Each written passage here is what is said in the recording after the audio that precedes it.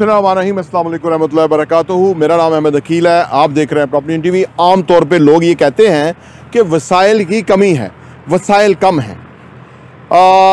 वसाइल भी होते हैं और ज़रूरत भी होती है, ब्याक वक्त दोनों चीज़ें हर एक के साथ होती हैं।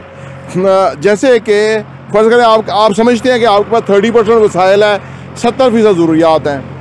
कहीं पे 50% वसाइल है, 50% ज़रूरियात हैं, तो वो इवन आउट हो गया। कहीं पे 70% वसाइल है, 30% ज़रूरियात हैं, तो वो प्रॉफिट में चला गया। तो यानी वो अमीर है, खुशहाल है, अल्लाह का ख़ास करम है कि उसकी ज़रूरियात से ज़्यादा उसकी आमदनी है। लेकिन मैं दरअसल जो आज की वीडियो में है उसमें आपका ध्यान मैं इस तरफ दिलवाना चाहता हूँ कि दरअसल वसाइल हैं क्या। हम सिर्फ रुपए पैसे को वसाइल समझते हैं, ये इंसानों का प्रॉब्लम है। हालांकि रुपया पैसे वाले लोगों को मैंने देखा है, उनके पास पैसा है लेकिन उनको ये नहीं पता कि ये पैसे को फर्दर ग्रो कैसे करना है। उनकी भी कमियां हैं, उनकी भी कोताहियां हैं। किसी वजह से इनहेरिटेड प्रॉपर्टी है, किसी वजह से उनका लकी जंप लग गया, उनके पास पैसा आ गया, लेकिन उनको ये नहीं पता कि इस पैसे को कैसे मल्टीप्लाई करना है। और हम उनको बताते हैं और वो हमारे साथ इन्वेस्टमेंट करते हैं, उनका पैसा ग्रो करता है और ये सारा एक हमारा रेगुलर एक फीचर है। लेकिन मेरा दिल जो ज़्यादा है वो उन लोगों के साथ काम करने को करता है कि जिनके पास वसाइल नहीं है। बज़ाहिर वो कहते हैं हमारे पास वसाइल नहीं है। देखिए, इंसान का जो दिमाग है ना, वो या तो वो वसाइल रखता है, दिमाग वसाइल रखता है। जैसे कहते हैं ना कि हमारे पास बहुत मादनियात हैं, तो बंदा उनको पूछे भाई वो मादनियात निकालते क्यों नहीं है बलूचिस्तान से? जी हमारे पास वसाइल नहीं है। जी वसाइल क्यों नहीं है? क्योंकि जी हमारे पास कर्जे हैं और हम नालायक हैं अदरवाइज़, और हम हुकूमतों को चिमटे रहते हैं, ख़ानदान और इस्टेब्लिशमेंट हम छोड़ते भी नहीं हैं, इसको मरने भी नहीं देते, जीने भी नहीं देते। अगर उनको कहें कि अगर आपके पास कम्पटेंसी हो, अगर आप मुल्क चलाने की अहलियत रखते हो, तो आप वसाइल के अंबार लगा सकते हैं। अगर सऊदी अरब ने लगा दिए हैं, अगर साउथ कोरिया ने लगा दिए हैं, अगर मलेशिया खुशहाल हो गया, दुबई ने दुनिया इकट्ठी कर ली, रौनक लग गई, हमारे भी। तो यानी अगर आप उनसे पूछें कि भाई आप, तो समझ आएगी नहीं जी हमारा तो इंफ्रास्ट्रक्चर नहीं, हमारा तो जी ब्यूरोक्रेसी नहीं, हमारा तो जी वो काम नहीं करता, एजुकेशन सिस्टम नहीं है। ये सब बकवास है, ये सब बकवास है, ये सब बकवास है। दरअसल अगर आपके पास वसाइल नहीं है ना, तो दरअसल आपको अपने पास जो एग्जिस्ट करते हुए वसाइल उनको इस्तेमाल करना नहीं आता।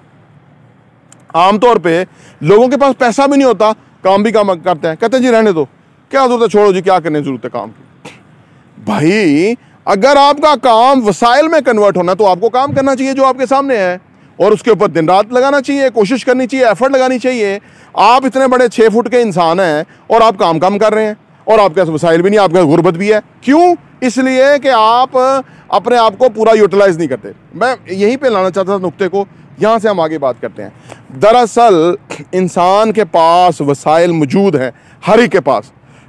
वो हर एक का दिमाग, कुछ का दिमाग बलूचिस्तान है या पाकिस्तान है, कुछ का दिमाग पाकिस्तान है कि वो भीख मांगता है, कर्जा लेता है, समझता है कि मैं गरीब हूँ, समझता है कि मैं पीछे हूँ, और उसका पाकिस्तान दिमाग है। कुछ का दिमाग साउथ कोरिया है, कुछ का दिमाग दुबई है, कुछ का दिमाग जो है चाइना और यूएस है। आपका दिमाग क्या है? कभी अपने आप से पूछे, कभी इस तरह के चुभते सवाल अपने आप से पूछा करें। मैं यकीन से कहता हूं कि पाकिस्तान में 99% लोगों का दिमाग पाकिस्तान का दिमाग है। वही कर्जा ले लेंगे, वही थोड़ा कमाएंगे, वही अपनी बॉडी को यूटिलाइज नहीं करेंगे, सीट से उठेंगे नहीं, कोशिश नहीं करेंगे, अपने दिमाग को चलाएंगे नहीं, अपने सवालों के जवाब नहीं तलाश करेंगे, किताबें नहीं पढ़ेंगे, नमाज नहीं पढ़ेंगे, अल्लाह से दुआ नहीं करेंगे, अल्लाह से मांगेंगे नहीं। ये सब जो वसाइल हैं इसका वो इस्तेमाल नहीं जानते। ये वसाइल हैं हर एक के पास, हर एक के पास। हर एक के लिए मस्जिद के दरवाजे खुले हुए हैं। कोई मस्जिद में ये नहीं कहता कि यार तू काले रंग का है, तू चिट्टे रंग का है, तू गंजा है, तू लंगा है, तू कुछ है, तू क्यों आ गया मस्जिद के अंदर। कोई आपको काम करने से रोक ही नहीं सकता, किसी के अंदर जुर्रत ही नहीं है। कोई इस्टेब्लिशमेंट आपको नहीं उठा सकती कि आप बहुत काम कर रहे हो, यकीन करें नहीं उठा सकती। कोई आपको चेक नहीं कर सकता कि यार आपको तो 6 घंटे काम करना था, आप 16 घंटे क्यों काम कर रहे हो, इतना पैसा क्यों कमा रहे हो आप। क्योंकि ये आपकी अपने साथ कमिटमेंट है, आपकी अपने ज़िंदगी में गोल्स हैं कि आप कहाँ पहुँचना चाहते हैं। जहाँ पहुँचना चाहते हैं उसके लिए आपने अपने आप से क्या सवाल पूछे और उनके जवाब आपने ढूंढे कि नहीं ढूंढे। अगर आप मोबाइल पे जाके लिखें कि मैं 10 लाख रुपया महीना कमाना चाहता हूँ, कैसे कमा सकता हूँ, तो आपके पास 1001 तरीके आ जाएंगे 10 लाख रुपया महीना कमाने के। लेकिन क्या इससे पूछ रहे हैं, इस पे डांस देख रहे हैं, इस पे फजूल की गुफ्तगू, फजूल की बकवास, फजूल के जो है ना वो लतीफ़ेबाजियाँ वो देख रहे हैं जी, वो लच्चरपन आ रहा है। लेकिन उससे ये नहीं पूछ रहे कि 10 लाख रुपए महीना कमाना है, मेरे पास आमदनी कम है, मेरे पास पैसे नहीं है, मेरे पास अच्छी गाड़ी नहीं है, मेरे पास अच्छे वसाइल नहीं है, मेरा मुस्तकबिल है। कोई तालिब इल्म ये नहीं पूछ रहा उसको कि भाई मैंने एक बहुत बड़ा मुस्तकबिल बनाना है, मैं अपना मुस्तकबिल कैसे बना सकता हूँ, नहीं कर रहे। आप पूछें तो इधर उधर के आवारा गर्दियों में, टाइम ज़ाया करने में, जिस चीज़ का अपनी ज़ात को फ़ायदा या अपने घर को फ़ायदा है वो भूले हुए हैं और हर उस तमाशे के अंदर इन्वॉल्व हैं जो कि उनका इसका कोई फ़ायदा नहीं है। अर्ज़ करने का मतलब यह है कि जो वसाइल हैं वो हमारे पास जो अवेलेबल हैं, और सबसे बड़ा जो, मैं अभी मस्जिद में नमाज़ पढ़ा था, एक बंदा वहाँ बैठा हुआ था कुर्सी पे, वो मांगता है, दोनों टांगें उसकी कटी हुई हैं। मैं उसको यकीन कर, नमाज में मुझे ख्याल आ रहा था क्योंकि हम इस तरह का कंटेंट बनाते हैं, तो मैं उसे कह रहा था कि यार ये हमारा किसी साइट पे ये बैठा हो, हम इसको तनख्वाह पे रख दें, क्योंकि जब इसकी टांगें नहीं है ना तो इसकी बाकी चीज़ें बहुत ज़बरदस्त काम करती हैं। ये वहाँ नज़र रखेगा कोई स्ट्रीट चोरी ना करे, ये वहाँ नज़र रखेगा कौन आया है कौन गया है क्या सूरत हाल है, ये सब नज़र बेहतरीन रखेगा। इसकी टांगें नहीं है, कॉल कर सकता है, ये काम है, कुछ कर सकता है और बहुत पैसे कमा सकता है इज़्ज़त और एहतराम के साथ, लेकिन वो मांगने के कुर्सी के ऊपर बैठा हुआ है मस्जिद के अंदर। दरअसल वो तो उसकी टांगें नहीं है ना, इसके बावजूद मैं आपको बता रहा हूँ कि वो कितना कमा सकता है।